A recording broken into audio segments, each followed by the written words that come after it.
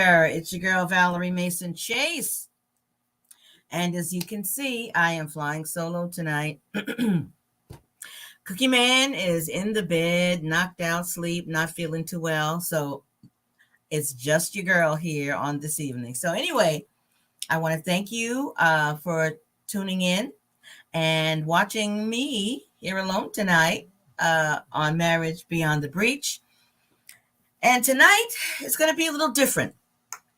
And I have to thank my sister Jackie. Hey, sis, for this. Because Jackie said to me several weeks ago, she said, Val, you have these podcasts and these presentations, and this information is shared, and guests are on, and they share their information. But at the end, there's never a time for a Q&A. And so based on the input from my sister Jackie, I decided to have a Q&A session tonight. So I am inviting you to put your questions in the chat. If you want to ask a question anonymously, you can send it to Valerie at marriagebeyondthebreach.com. I have my email opened up here on my tablet. So if you want to ask a question anonymously, Valerie at marriagebeyondthebreach.com. Valerie at marriagebeyondthebreach.com. Because, no matter how long someone's been married, you might have been married a couple of months, a couple of years, a couple of decades. At any point, there could be questions that you may have about relationships, about marriage, about what's involved, what it entails, how to navigate through some situations. And, just FYI, whatever the Cookieman and I talk about, we live. Okay? Whatever we talk about, we live. We have our own issues. We have our own conflicts and things that we have to work through and navigate through. And it ain't always pretty. I'm going to tell you right now, I believe in being 100% transparent, keeping it real. It ain't always pretty. But because we love each other and we are committed to one another and to our relationship, we are able to get through to the other side. Might not happen in 5 minutes, might not happen in 24 hours, but we're able to get through to the other side. And Sadell said, listen, it'll be anonymous to the viewers, Sadell, my daughter, said, even if I send a question to your email, it won't be anonymous. Okay, it'll be anonymous to the viewers and to those who are listening, and I answer the question. It'll be anonymous in that regard. I will not divulge who sent the question in. Hello, but Chantel, good to see you. Thank you so much for tuning in. And again, this is a relationship Q&A, so feel free to put any question in the chat. And again, if you want to ask a question, but you don't want your name attached to the question, you can send me an email, Valerie at marriagebeyondthebreach.com. Valerie at marriagebeyondthebreach.com. You can pose the question to me. I'll read the question without your name attached to it, and then attempt to give you an answer. To that end, there were a couple of questions that were mailed in after I put the post on Facebook. And I'm just going to read them. They're in no particular order. I'm just going to read them as I receive them. And the first question I received is, should couples have joint or separate bank accounts? Joints or separate bank accounts? And the number one thing with that is, as long as the couple is in agreement in terms of how they're going to navigate. Hey, Karen, thank you so much for watching. I appreciate you. And again, it's a Q&A session. You can put your questions in the chat, or you can email a question if you want it read anonymously without your name attached to it. You can send anonymous questions to Valerie at marriagebeyondthebreach.com. Maybe I should just put that in the comments so that way you all can see the email. And I'm a slow typer, so bear with me. I spelled my name right? Valerie. Hang on. BeyondTheReach.com. Okay. I think I got that. Valerie at marriagebeyondthebreach.com.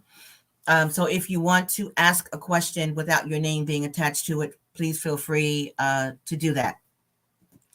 So should couples have joint or separate accounts? Okay, I'm just going to tell you from my point of view what I think may work best. But again, every couple has to decide for themselves what works best for them. I think that it's a good idea for there to be a joint household account from which all of the household bills are paid and addressed. But even with that, I do think that each partner should have, hey, Trish Maury, how you doing? Thanks for tuning in. I think that each partner should still have their own separate accounts. A joint bank account, checking account from which all of the household bills are paid, but then have individual accounts for things that they may want to spend money on that are not attached to the household at all.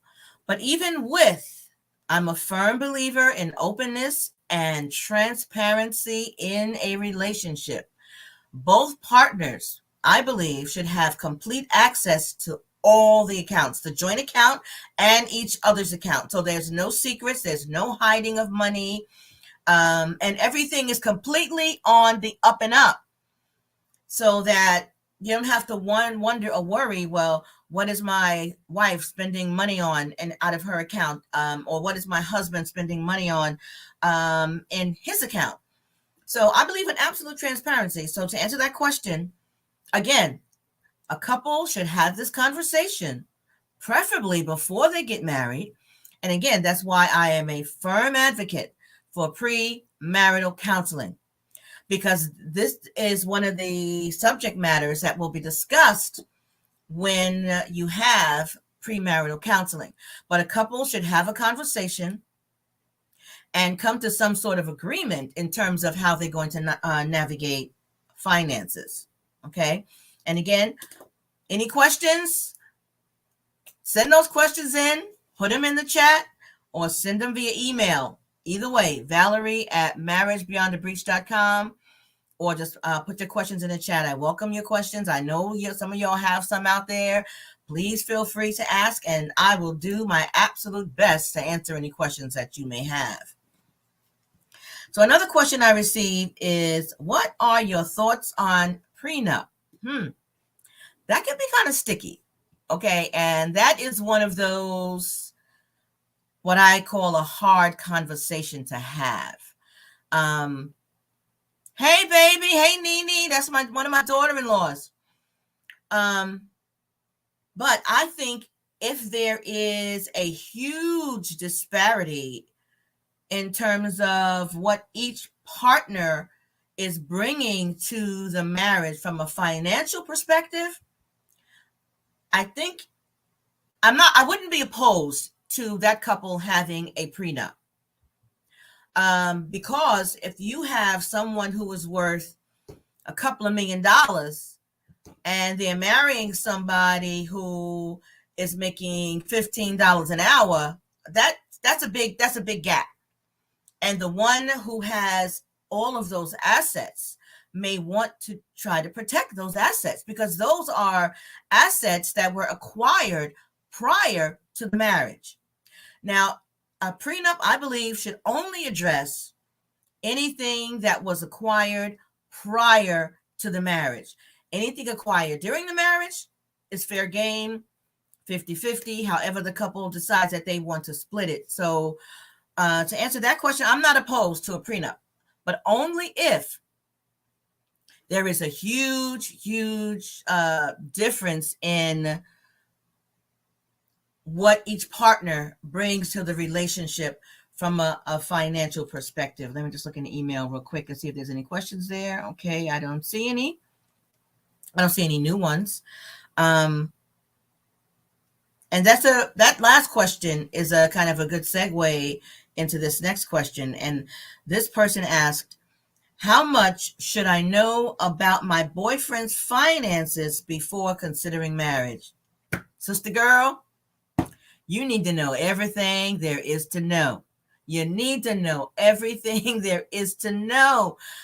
From a financial perspective, you should know what is this person's spending habits, what are his assets, what are his liabilities in terms of how much he may owe, how much debt he may have, and it's know his credit score, because a credit score is a reflection of how that individual handles money. If someone has what's the lowest credit score you could have? I don't even know. Is it 200? Oh, hey, boo boo darling, my daughter. Hey, boo boo darling, texting from Jen's account. Okay, baby. Um, I forgot what I was saying. I forgot what I was saying. About credit score. Oh, whatever the lowest credit score is, which I don't even know what that is. But let's say hypothetically he has the lowest possible credit score you could have, and you have a 750, you got an 800. I think you might want to know that, because if someone has the bottom of the barrel credit score, what does that say? That is an indication that this person, it may not be, but it could indicate some level of irresponsibility. Now, that person could have a low credit score because maybe something happened and he fell on some hard times, and maybe there was a layoff or something to that effect. And for that reason, he was unable to meet all of his financial obligations. And that could be a reason why he has a low credit score. But the bottom line is, whatever it is, you need to know what it is and you need to know why. Again, it's one of those hard conversations, but it is a must have conversation, because I think the last thing you would want to do is enter into a marital covenant with someone who is financially irresponsible, and it's going to have you guys living in debt and maybe from hand to mouth. So these are things you need to know. Are they a spender? Are they a saver? How much do they currently have in the bank? Depending on their age, do they have any sort of retirement savings? Have they saved for retirement? Do they have a 401k or something else to that effect? You need to know all these things. So yes, you need to know as much as possible about your partner's, and I'll say boyfriend because this woman, she gave it from that perspective. And if your partner refuses to share his or her financial information with you, to me, that's a huge red flag. Because if you are contemplating having this person as a life partner, sharing everything in the world with, including your assets, and if they are unwilling to be forthcoming with financial information, to me, that is a huge red flag, and I would not be comfortable pursuing a relationship further with this individual. And Jackie also, yeah, that's a good point, Jack. Do they have life insurance? Do they have health insurance? Or are they going to have to come on your insurance, and now your premium is going to be quadrupled?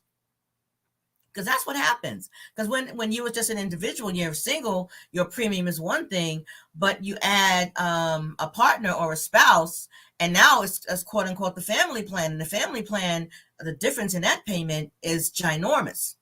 So yes, that's a good point, Jack. Do they have life insurance? Okay. And hey, when you get married, if they already have life insurance and they have somebody that's a beneficiary, are they going to make you the beneficiary? Or are they going to get an additional life insurance policy on which you are the beneficiary? Because again, it's all about protection, protection, protection, protection. So again, put your questions, your comments in the chat if you have any questions. And if you want to, I just jacked up my email.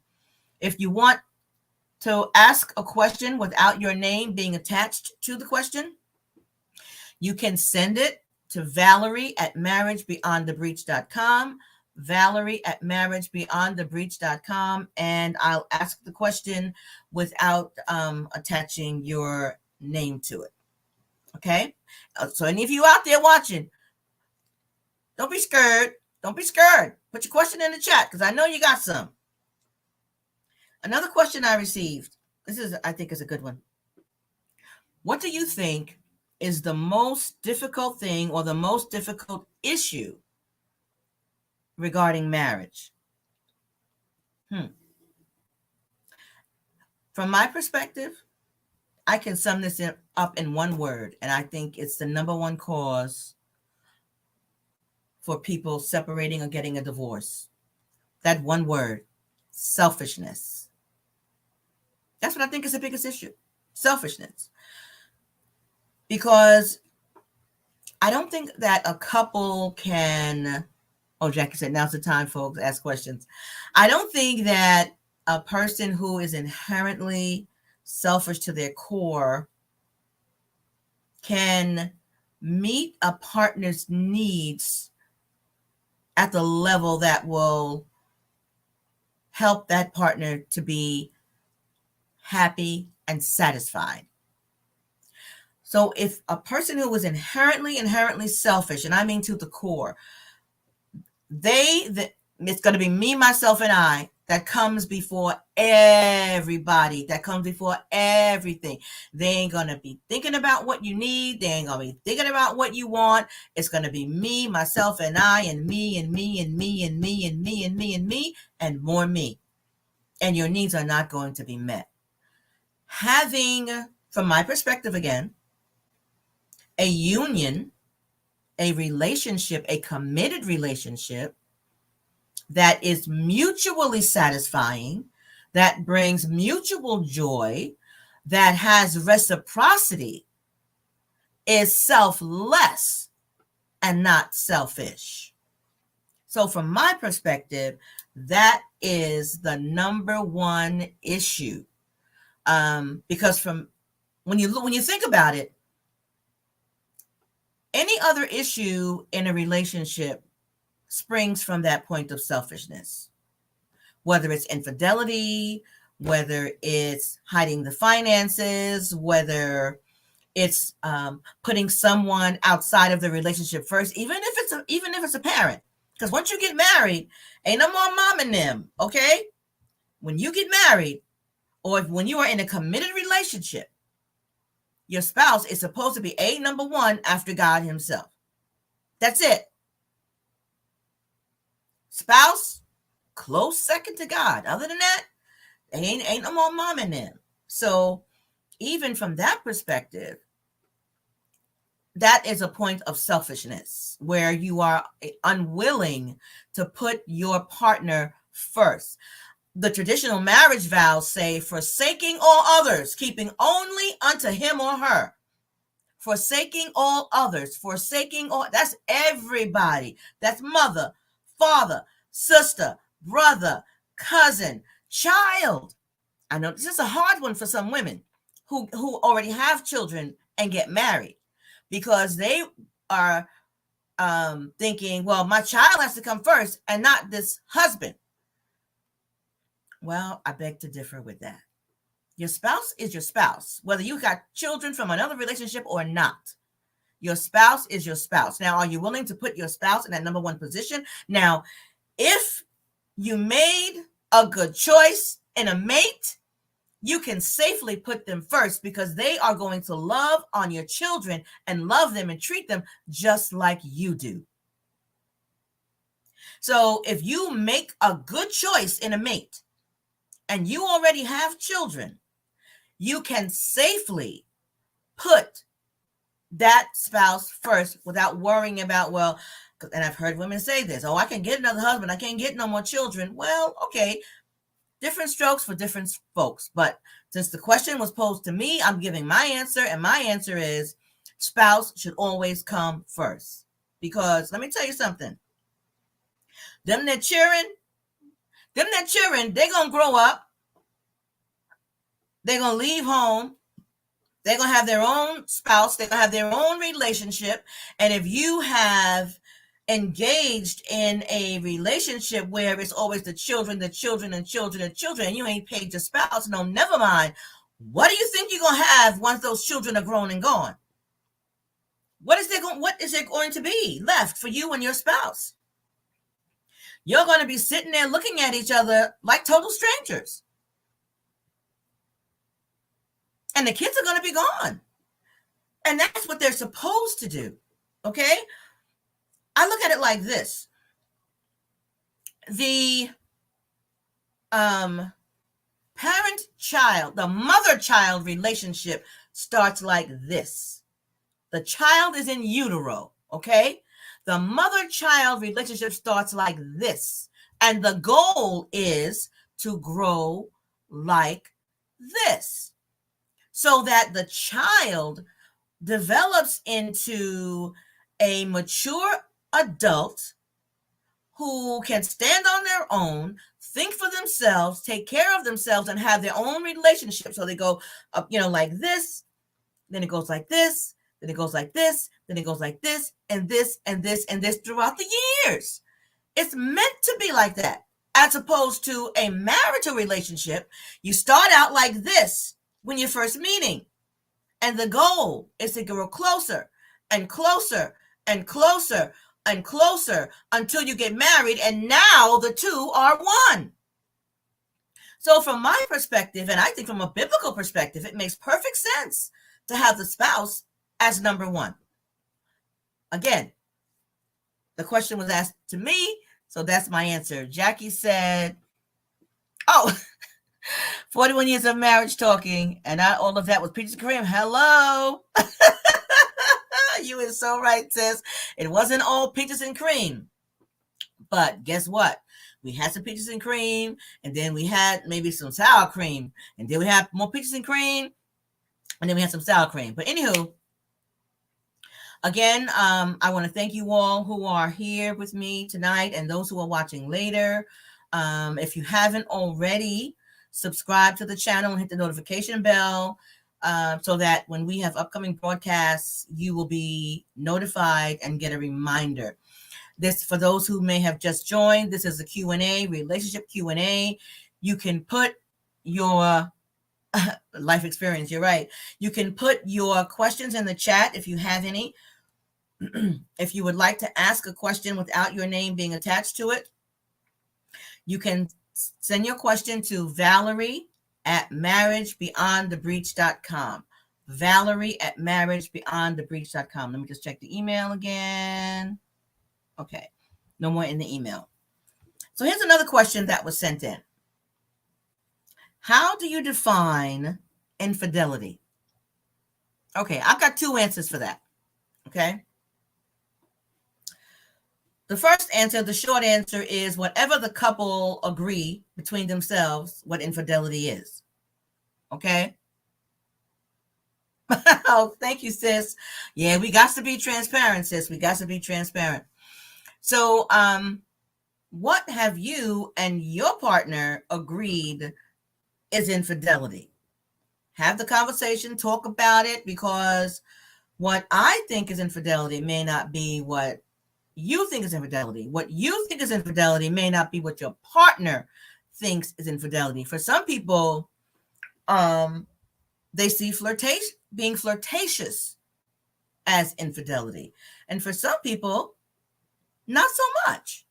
So the couple has to decide for themselves what they see as infidelity, adultery, or being unfaithful. The couple has to work that out amongst themselves. But generally speaking, this is how I define infidelity. Anything you do with someone else, a person of the opposite sex, if you're heterosexual, a person of the same sex, if you are in a same-sex relationship, anything that you do with another person, anything you say to another person that you would not do with your partner sitting right next to you or looking over your shoulder. To me, that's a red flag. Red flag, red flag.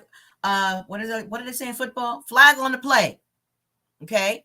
Because if you are engaging in a conversation in a manner that you wouldn't engage in if your partner were there, you cross the line. If you do anything with someone that you wouldn't do with your partner right there, ask yourself, would you do this with would I do this with my partner right there? Would I do this with my cookie man sitting right next to me? Okay? Am I going to have that same type of conversation with him sitting right next to me? If the answer is no, then you got to back it up. Because that, to me, is crossing the line. I don't want to do anything or say anything with anyone that I cannot do with my cookie man sitting right next to me or looking right over my shoulder. If you are sending a text or you're doing the social media thing, okay?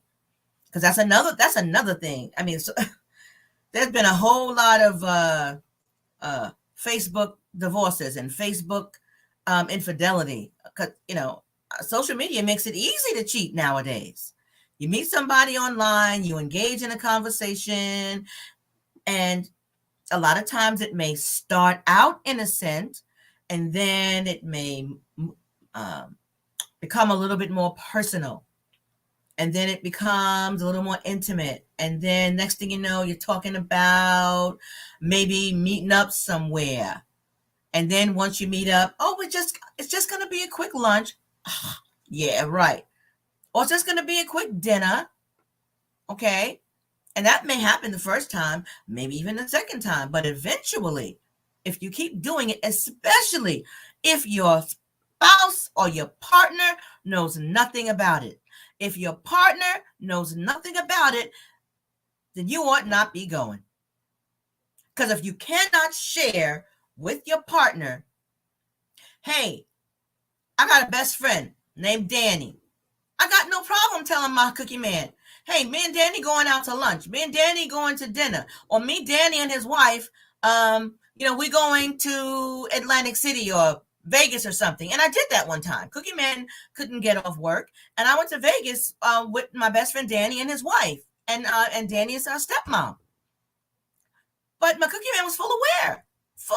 There was no way I would do something like that without telling him. If you cannot divulge that information to your spouse, that you're going to lunch, to dinner, you're going to work out together, you're going to play, what is that golf thing? The small golf, little golf. Y'all know what I'm talking about. You're going to go bowling. If you cannot tell your partner that you are going to do any of those things with someone else, that is a red flag. That means that you either possibly already have crossed the line or you're thinking about it.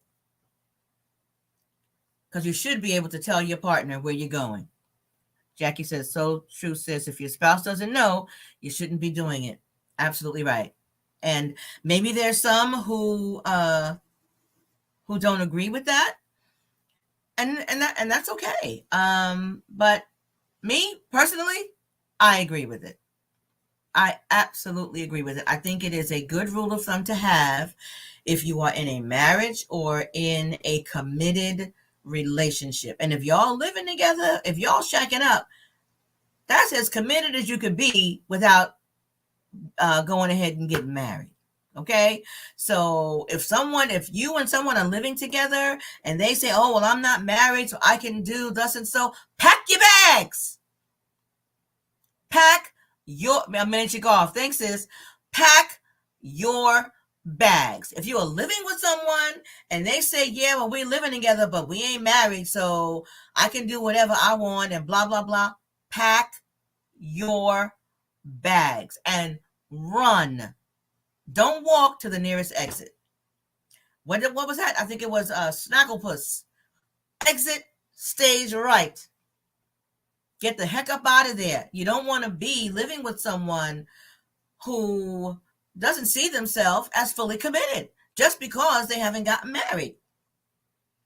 That's my perspective. Again, that's just me. And since I'm the one talking, y'all gonna get my perspective on stuff, okay?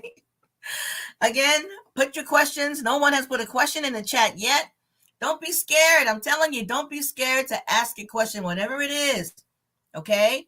Um, any question on any topic that has to do with relationships, that has to do with marriage, ask away, and I will do my absolute best to give you a response. Well, I'm gonna give you an answer. Okay, it might not be one you like, it might not be one you agree with, but I'm gonna tell you something. Okay, even if I got to do a little Google to figure something out, or look in one of my books as a resource, but whatever you ask, I will give you an answer. Even if my answer is, you know what, I'm not sure, send your question to Valerie at marriagebeyondthebreach.com. I'm going to research and find out, and I'll get back to you. So whatever it is, don't shy away from it. Ask your questions, y'all, because I only got one more question that was emailed in ahead of time.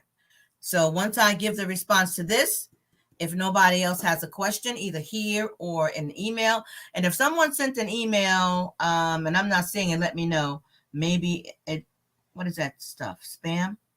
I'm gonna look in spam right quick, but if I don't see anything there, okay, there's nothing there in spam.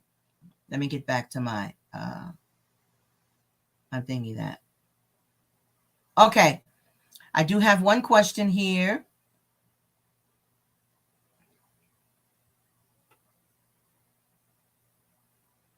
Mm-hmm. Okay. Okay. The first question, and that's excellent, and I'm so glad you asked that. The question is there a prodigal video so we can hear the man's point of view of leaving his family and staying away, etc.? I am so glad you asked that question because my husband and I, and I call him the Cookie Man. His name is Frank, but my nickname for him is the Cookie Man. We have been having a conversation about him making a video to that effect. And it'll be coming soon. It'll be coming very, very soon. Thank you for that. And I was looking at can you believe it? I was looking at the wrong email. You know something? I was looking at marriagebeyondthebreach.com as opposed to Valerie at. But anywho, so yes, that will be coming very, very soon. It won't, I don't think it'll be done live because I think it'll be helpful for him to just do a video, and my plan is to post it here on YouTube, and I will probably post it on our Facebook page as well. But that's a great question. And she used the term prodigal, and some of us who are familiar with the Bible know about the story of the prodigal son, who left his home, left his father, got his inheritance, and he went and squandered it away. And he was in what the Bible calls out in the far country. And eventually he came to himself and came back home. So when a spouse does that and they leave their home, they are said to be a prodigal spouse. So thank you so much for that question, and be on the lookout for it. My goal would be to have it within the next 4 to 6 weeks. It'll be on the YouTube page, on YouTube channel, and I will probably also post it on our Facebook page as well, because it's very, very important to hear it from the man's perspective. And my husband would have a whole lot to share, because our last separation, we were separated for 6 long years.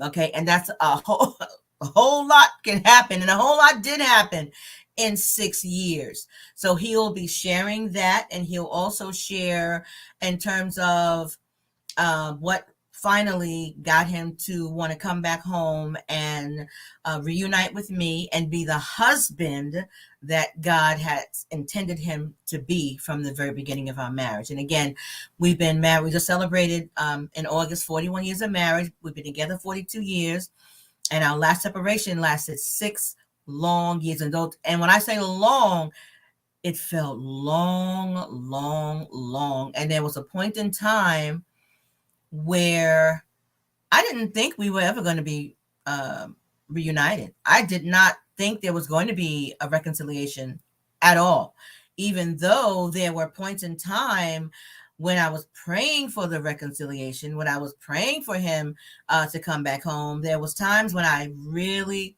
strongly doubted it. And there were times when I didn't want him to come back, to tell you the truth. Because in 6 years, like I said, a lot could happen. I didn't maintain, and neither did he, the same perspective all throughout that 6 years. I had different feelings at different periods throughout that 6 years. So again, thanks for asking that question, and that is on the way. And for anyone who has just joined, put your question in the chat or send your question to Valerie@marriagebeyondthebreach.com. I'm looking in the right email this time, and I'll pose the question. The next question says, I'm doing no contact with my husband at the moment. What do you think about the in-laws and friends' involvement in telling the prodigal to stay away? First of all, they need to mind their business, okay? Because, I'm sorry if that sounded harsh. I don't mean to speak harshly about your in-laws, but they need to mind their business. Whatever's going on between you and your husband is between you and your husband. My good friend, that same good friend, Danny, that I spoke about a minute ago, said to me many years ago that, Val, sometimes there are people who are your friend and support you, but they are not a friend of your marriage and they don't support your marriage.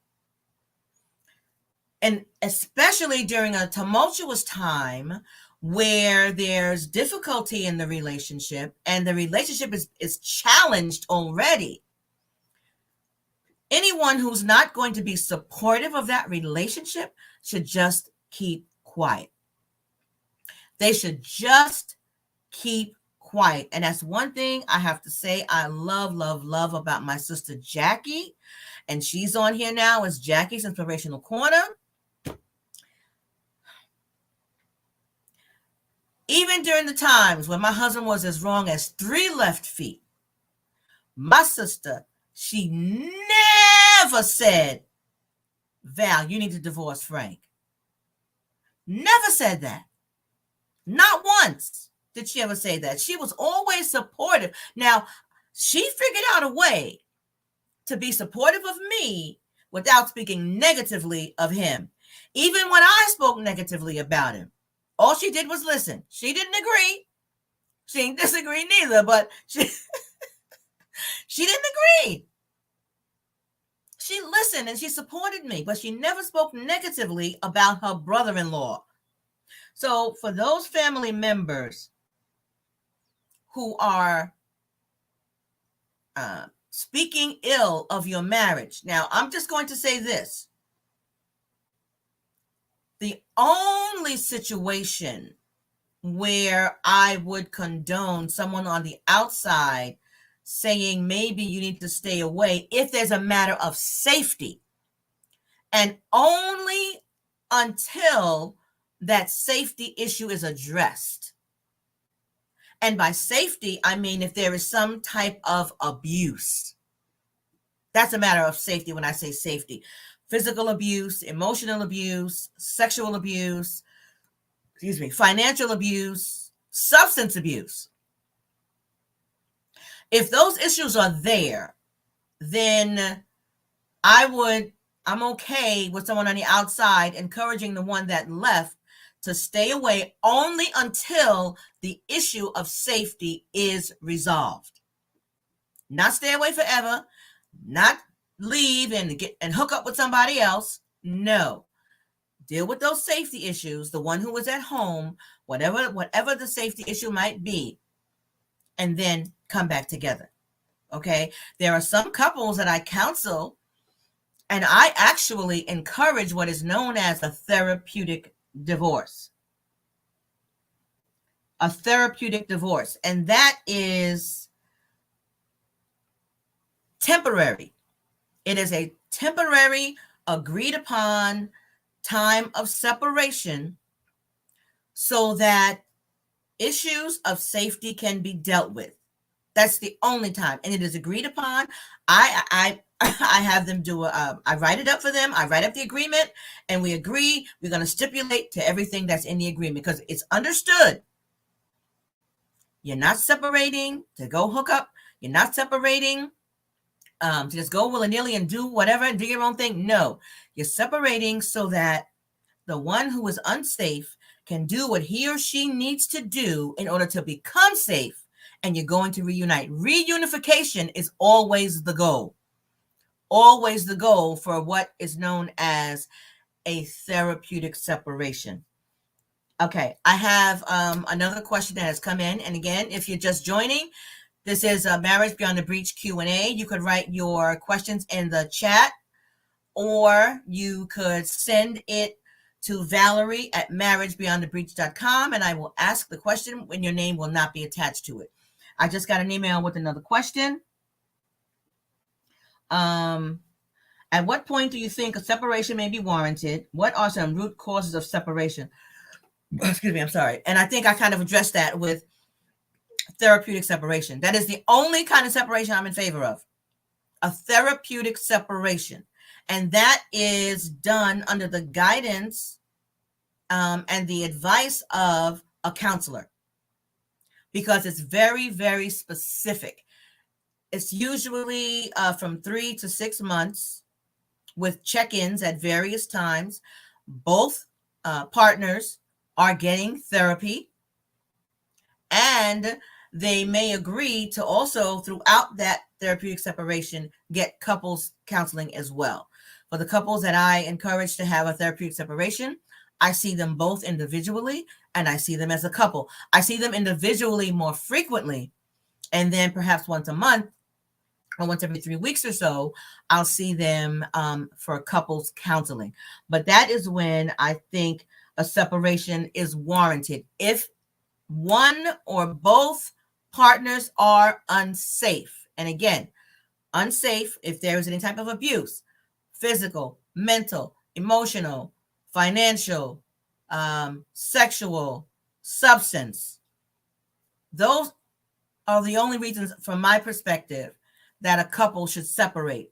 If there's anything else going on in the relationship, if there's conflict, okay, go see a counselor, work through that. Okay, work through that. That's the only thing. If safety is an issue, anything else, you can stay together and work out. Listen, even infidelity, you don't have to separate because it's infidelity. You definitely don't want to separate if there's been infidelity, because now you are giving a whole lot of space for the enemy to work and come in and take over. You don't want to do that. Stay together, work it out. As long as the unfaithful partner is agreeing to end whatever outside relationship they have.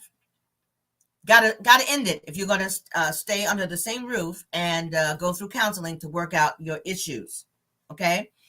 There was another part of this question.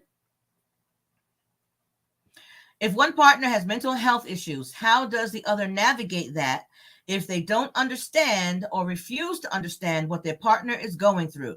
Okay. There's something called psychoeducation. Okay. When I have a client who is in a relationship, a committed relationship, because if you're just dating somebody, that's a separate issue. But if you are in a committed relationship and you're married, I will ask permission to give psychoeducation to the other partner. Because let's face it, there's a whole lot that people who are not involved in the mental health field don't know about particular diagnoses. So they need to get educated. Okay, educate yourself. If you are married or in a committed relationship with someone who has mental health challenges, educate yourself. Ask to come in for a session. Ask to have your own session with that counselor so he or she can educate you, on what the diagnosis is, what it entails, what you may look for, and how you can best support your partner. Because that's what it boils down to. If you're educated, you can give the right kind of support. You can be more understanding. You can be more empathetic. But if you are unwilling to educate yourself, you're just asking for more challenges in the relationship. Because listen, your partner, hopefully they're working through some of their issues and they're going to counseling, or they are seeing a psychiatrist or psychologist who can prescribe the right medication if meds are warranted. Because there are some clients of mine who I have sent for a psych eval to determine what, if any, medications may be appropriate for whatever their condition is. And so listen, I'm not an advocate for going straight to meds first, but there are times when medical intervention is warranted, because there's some situations that we cannot even effectively counsel through until you get leveled off with meds and you are in a place where you can participate in the process of counseling. So psychoeducation, your partner needs to educate themselves. If they don't want to talk to your therapist, go on Google, go to Google College or YouTube University, but get some education somewhere. So, and if your partner refuses to educate themselves, that to me is concerning. Because when you love someone, you love all of who they are. You don't just love the good parts of who they are, or what you may perceive to be the good parts of who they are, or the easy parts. Okay? Because sometimes when there are mental health issues, there are times when that individual may be difficult to love. That's when, if you're married, for better or worse comes in. It ain't always going to be better. Sometimes it's going to be worse. And that may be part of the issue. So to have peace in a relationship and to engage in the peaceful enjoyment of one another, I am a strong advocate for the other partner to get themselves educated and support your partner through their mental health journey. Okay, I hope that answers your question sufficiently. You can let me know if you have a follow-up. You can send that as well. Thank you for those questions that were sent via email. And again, I'm sorry I didn't see it sooner because I was looking at I got about 6 different emails and I had the wrong one open up. So again, this is Q&A time. Put your questions in the chat or send it to email Valerie@marriagebeyondthebreach.com. And Liz, I'm coming to your question now. She says, I think we can agree communication is the cornerstone to any relationship. Yes, especially a marriage. What is the best advice to couples to improve or continue to maintain good communication? I'm so glad you asked that. Okay. And you are absolutely right. To maintain good, even if you have good communication, you want to maintain it. Okay. Here's my take on effective communication. Be a good listener. Be an active listener. Engage in what your partner is saying. Don't be doing this while they're talking to you. You're looking down at the paper, blah, blah, blah. Don't be doing this. Okay?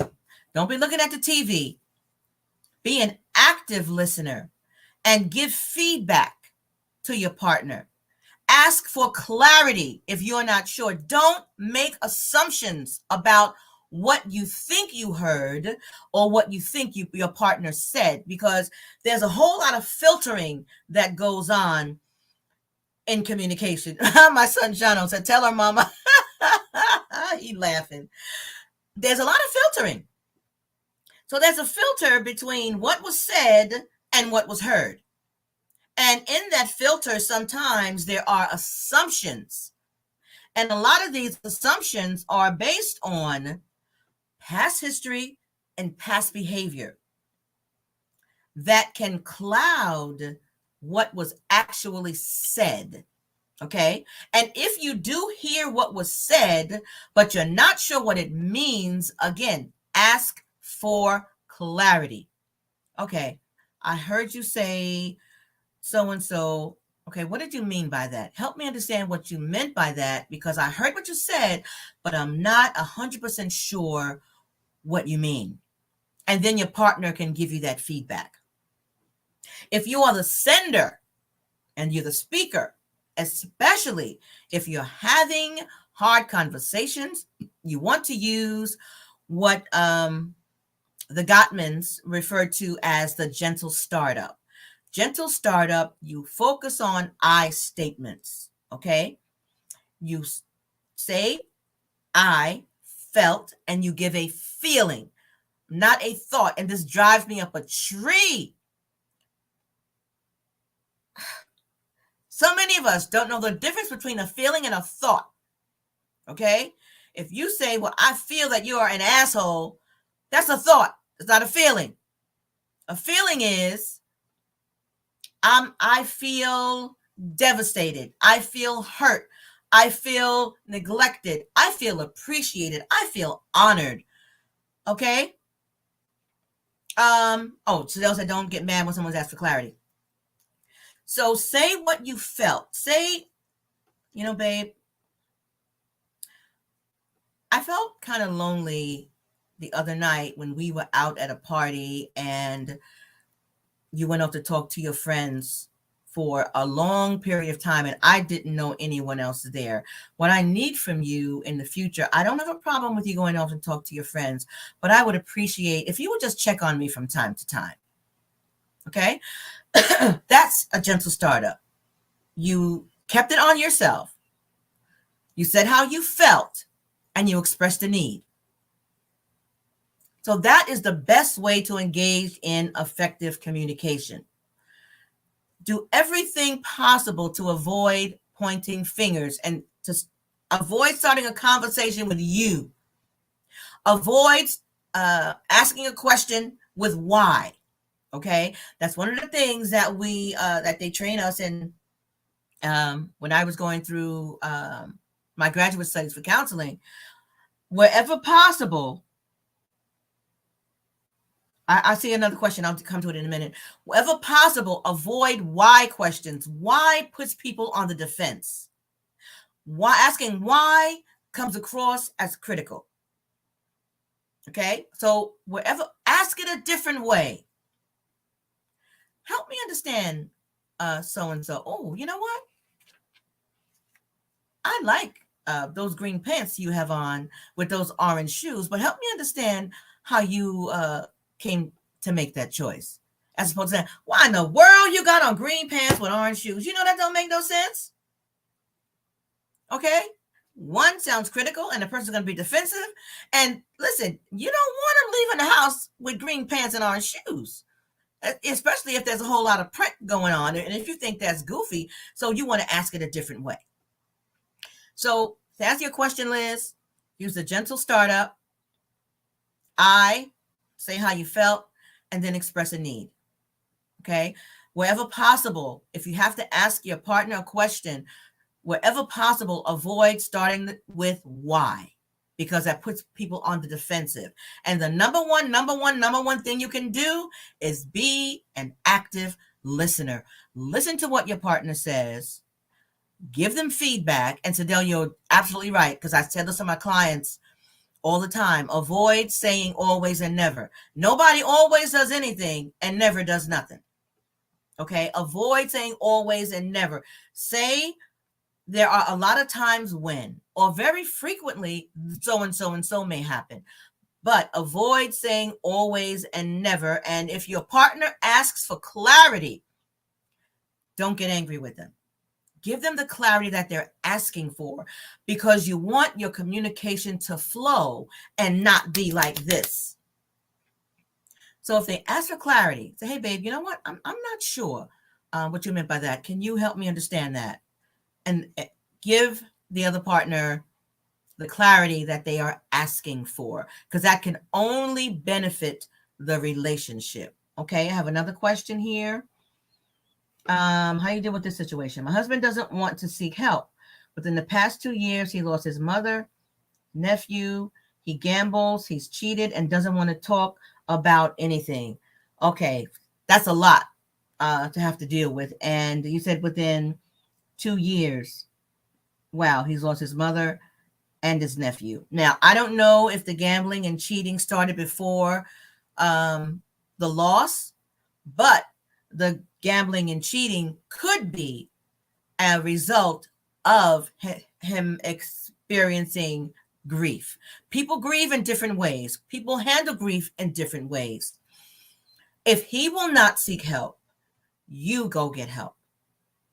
You go get help so that you can learn the tools to help to be supportive of him as he's going through this grieving process. Now, in terms of the cheating, I don't know if you mean that to be it's an ongoing thing, or has he had a one night stand and it's over and you guys have agreed to stay together. So without knowing all the details of that, I can't really address that other than, again, you go for counseling yourself. Okay. Because some people think that both partners have to be engaged in counseling for it to be effective and for a relationship to get better. A relationship gets better when one or both people in the relationship get better and heal and help themselves and get the necessary tools to utilize within that relationship. So even if he doesn't want to get help, my dear, I encourage you to seek help for yourself, because he's not grieving by himself. You're also going through the grieving process with him. You've been impacted by the gambling. You've been impacted by the infidelity. So I would imagine that this has been an emotional and a mental and psychological and maybe even spiritual upheaval for you. So for yourself, for your own benefit, and I don't know if you have children or not, but if you have children, it will also be beneficial for you to get help for yourself, to help with your mothering, to help with your parenting. But another thing I would ask, if there is a man in his life that he respects and that he will listen to, maybe that individual can encourage him to seek counseling. You didn't indicate if there are where you are spiritually, if you are churchgoers, if you have a pastor, if you have a minister, perhaps whomever he or she is could help out with that situation and speak to your husband. Because in a situation like that, if grief is not dealt with and you go through that process and try to put everything underneath the rug and just stuff your feelings, feelings always have a way of coming out. The question is, how are they going to come out? Are they going to come out in a way that is more positive, or are they going to come out like the pressure cooker top exploding off? But either way, emotions, it's going to come out. So if there is someone in his life, a male, preferably a male, whom he respects and whose counsel he will listen to, if he has a good friend or an uncle, you didn't indicate if his father was still alive, but if his dad, someone, a male who is, from your perspective, a good man, and only you know what you qualify as a good man. And if there is someone who falls into that category that he respects, have that individual talk to him and try to encourage him to get help. Because having to deal with grief, it's definitely not easy. And it sounds to me as if he is being impacted by that. Okay.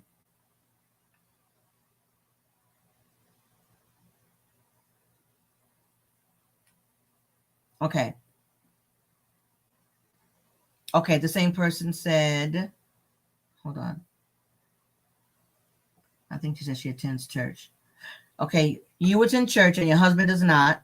Been married for 20 years in March. Congratulations on that. The gambling has been there. Our children are 26, 18, and 10. There is no trusted individual. Okay.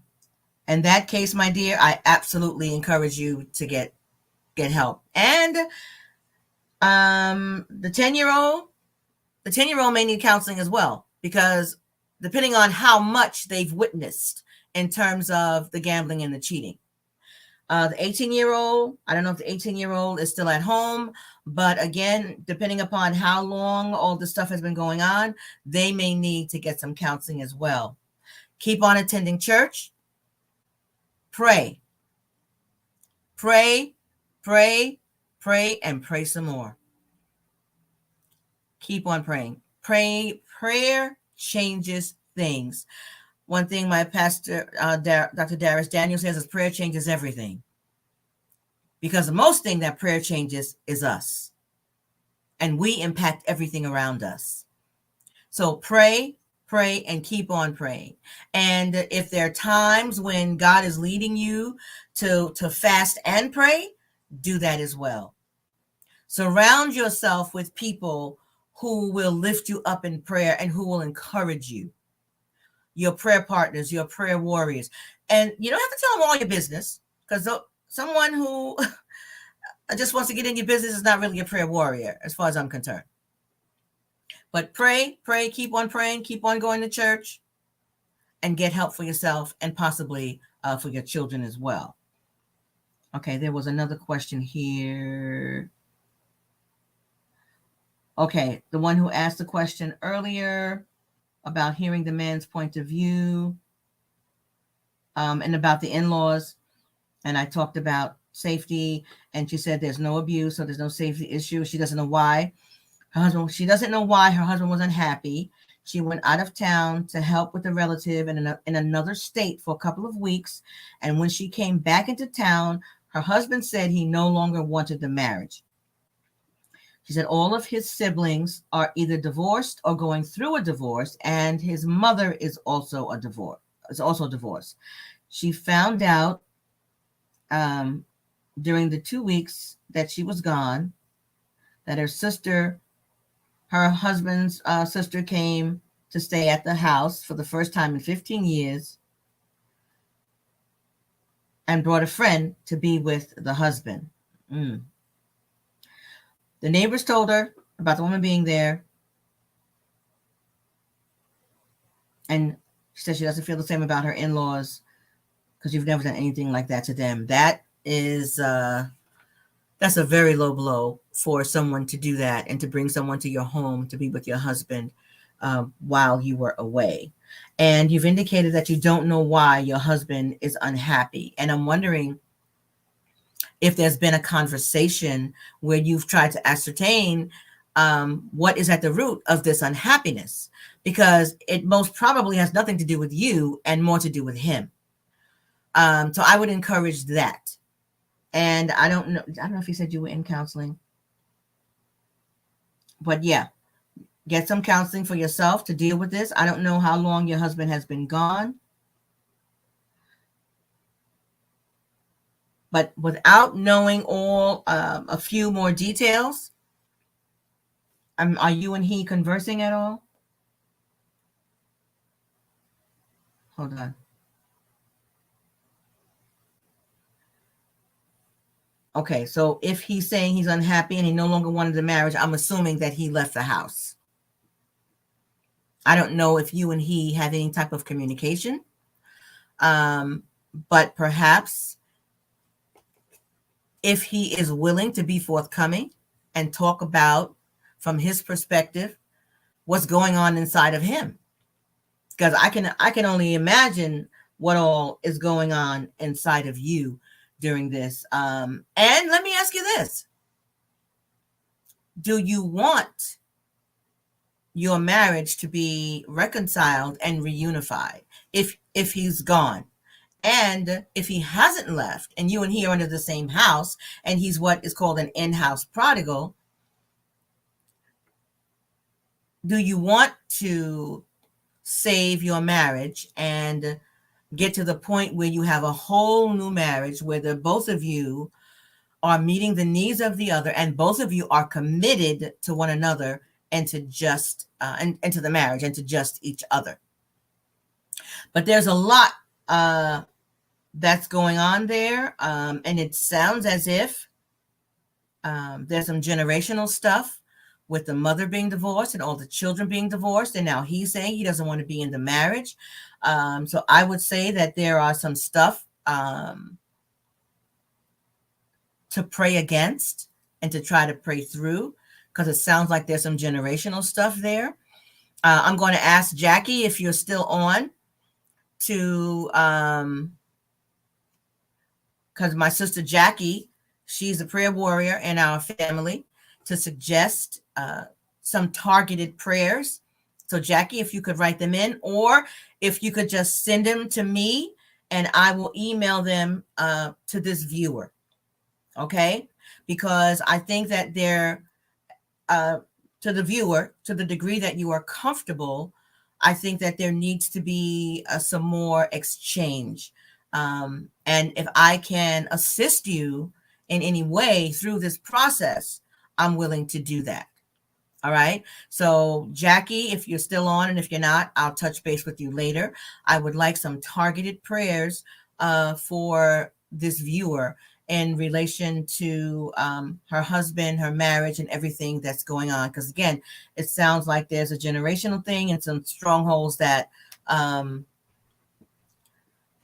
pray against. There's some spiritual stuff going on. It's not all in the natural, from my perspective, anyway. Okay, so I think I've gotten all the questions in the email. I hope that that the responses have been helpful.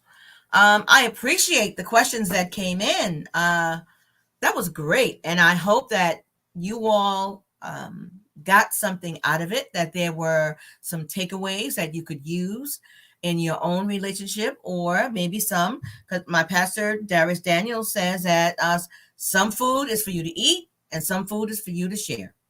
So if there was nothing here for you personally, perhaps there is someone in your life who could benefit from some of the information that was shared this evening. Okay, so again, I just want to thank you. I had one more question, but we're already past 8, and I want to be respectful of everyone's time. This one was written in and talked about premarital counseling. I will save that for when we have another Q&A, or if someone is watching and you are at that stage, you are at that premarital stage, and you want to answer to that question, just contact me. Again, Valerie at marriagebeyondthebreach.com. Valerie at marriagebeyondthebreach.com. So again, I'm gonna check the email. I don't see anything there. And to the viewer both viewers who wrote those questions in, I'm going to be reaching out to you as long as it is okay, and see where we can take it from there. Okay, even if, and I'm not reaching out to you so that I could be your counselor. I want to reach out to you to see how I can be of assistance to you and maybe connect you with someone, because I don't know where you live, connect you with someone who may be able to be of assistance to you, your husband, your marriage, your children, your family, the whole shebangy. Okay? So thank you again so much. I think my husband and I, are we going to be here next weekend? I'm not sure if we're going to be back on next Sunday. I'm not 100% sure. But if not, we'll be back in a couple of weeks.